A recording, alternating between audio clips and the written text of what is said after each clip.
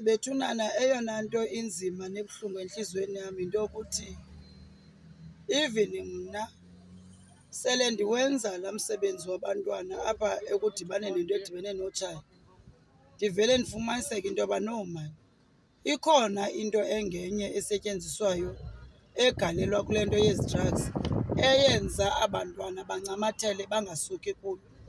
Nantso ke ngoku apho iba yintlungu kum khona because ubone abanye babo indlela abasirias ngawo for ukufuna uyeka, but ufumaniseke into yoba abantwana le nto ayiyekeki.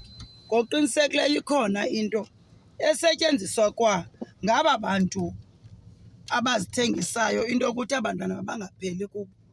Ngoba ke andizoyazi into yoba yintoni isizathu soba baqhubekeke bebona nabangani babo futhi besweleka abangani babo, besweleka phambi kwabo bejongile, kodwa ingayekeki. So xa ungumzali kaloku ude nawe uyifune uqonde into yoba no, uyamangala uba izawuba into etheni engayekekiyo.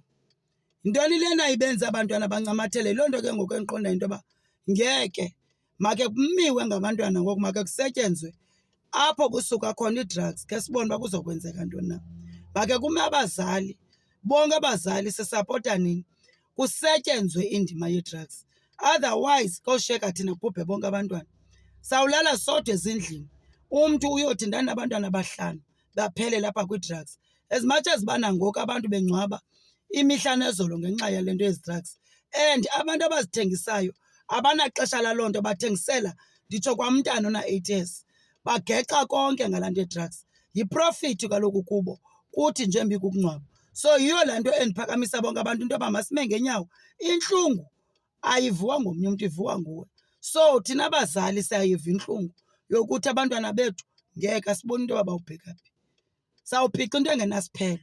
Uba ngaba lena into yezi drugs ayilandeleki, inene madoda kuthi sawuphica into engenasiphelo. And siyawamema amadoda kangangoko mawaphume because ayizonceda into yoba silwe sodwa nikhona. Akhona amadoda kweli lizwe, khange angabikho. Yiyo loo nto sicela into yoba kulena igame emalunga nabantwana bonke mawasisapote, mawame nathi. Kunzima, ndimile ndingumntu ongumama ndisithi isililo sam abantwana mabaphile bonke, ngoba kaloku mna ndiyayazi inimba. Yiyo loo nto ndixolele ukuzigatya ndehla ndisenyuka ndibile ndimanzi, ngenxa yento yoba ndiyabona into yoba ziyaphuma izidumbu, ziyaphuma kangangoko kooCalifornia. Abantu bakhona bayahleka, babhizi, bonwabile, abahoyanga noba kwenzeka ntoni na ebazalini. Bayabhubha aba bazali, behlatywa bebulawa ngabantwana. Akho nto iCalifornia icingayo nangokuvala nangokuthini na. Ndiyanicela phumani bethunana, kusapotwana ngabantu.